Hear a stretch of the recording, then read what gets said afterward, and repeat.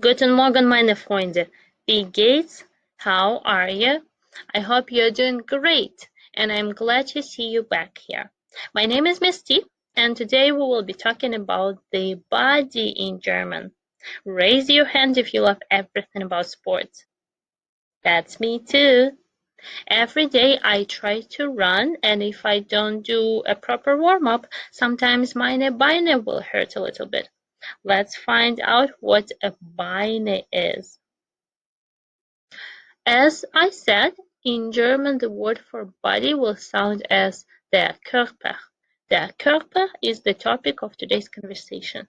So I will turn my pointer on so that you could follow me as I read the words aloud and you could repeat them after me. Ready? Let's begin with the top left corner with der Kopf. Der Kopf, or the head in German. On the Kopf, we will see das Gesicht, or the face. We will also see das Haar. Das Haar reminds us of the word hair, right? Then die Stirn. Die Stirn will stand for forehead. Die Wange for cheeks, and das Kinn for the chin. Okay, let's move on to das Auge. Das Auge will have die Wimper und die Augenbraue. That were parts of das Auge. The ears in German will sound as das Ohr, and we smell with die Nase, die Nase. That was pretty easy, right? Many words remind us of English words. Let's take a look at the bottom of the picture at der Mund. The word der Mund stands for the mouth, and die Lippe, yes, you guessed it right, it's lips. Very good. Inside der Mund, you will find one Zahn, der Zahn, or many Zähne, which stand for teeth. Inside as well, you will find die Zunge. In other words, starting with the sound z, die Zunge. Very good, that were parts of the mouth, and it is the bottom of the picture. Let's take a look at the right part of the picture. Another word in red will stand for die Hand. Die Hand. On die Hand, we will find der Finger, or die Finger, if there is many of them. So die Finger und die Fingernägel, or nails. Very good. Let's take a look at the word der Fuß. Der Fuß. There is my favorite letter as set here, and we read this word as der Fuß, and it reminds you of the word foot, right? So on der Fuß we will find die Zehe, und die Zehennägel. Die Zehennägel for toes and toenails. Very good. So if you look at the middle of the picture at two people right here, they have a lot of body parts. So this picture is a reference for you. So you don't have to learn every single word, but let's read them one by one and don't hesitate to repeat after me. Der Hals, the neck. Der Brustkorb, or chest. Der Bauch for waist. Die Hüfte for hips. Das Bein, or die Beine for plural. This is legs. That's what I said will hurt a little bit if I don't do warm-up before running. Der Knöchel stand for an ankle. Let's take a look at this man who seems to be eating ice cream. How funny. Okay, and his body parts are der Nacken, or the neck. Die Schulter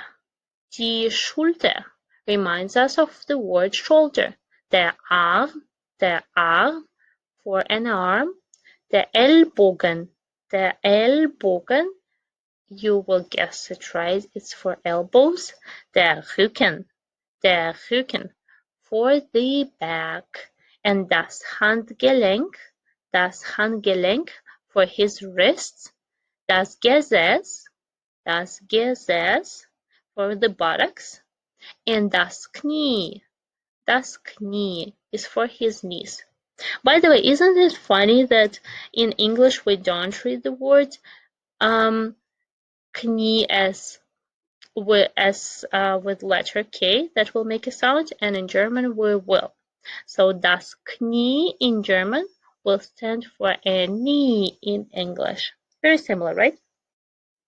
So your German friends or students of your age in German schools also love the game Simon sagt. Simon sagt, or Simon said. So let's play that together. I will say the word and you will point at it. Okay? So, Simon sagt die Hand. Simon sagt der Kopf. Simon sagt der Mund, die Lippe, der Zahn, das Auge, das Ohr und die Nase. Who was pointing with me at the last 5 words without the word Simon sagt? That's me. Okay, if you did that, oh well, you should have listened for the words. So one interesting fact for you in German is that they use different temperature scales. So if we talk about the body temperature or the weather temperature, we will use Celsius instead of Fahrenheit.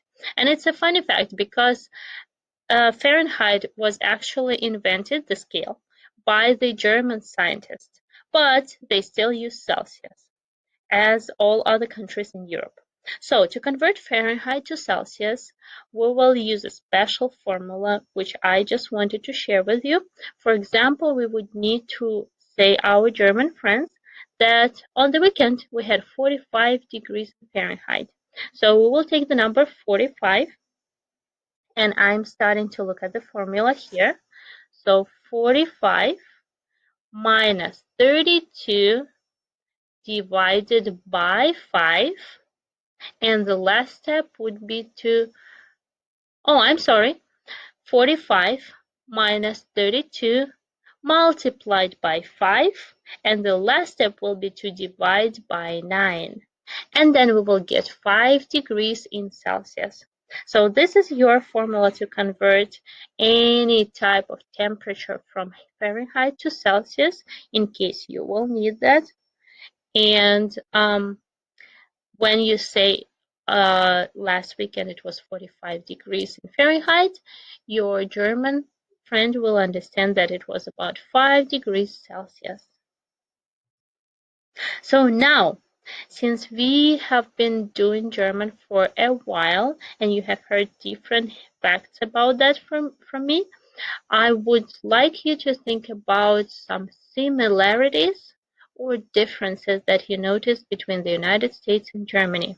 Start thinking about the similarities. It is really worth finding about what we have in similar with German people and Germany. But if you cannot absolutely think of anything that we have in common, think about the differences that we have. So if you would ask me, I would say that German people celebrate Christmas and Easter just like we do. Okay, and share one with us in the comment section. I will be looking forward to your ideas. Bis bald!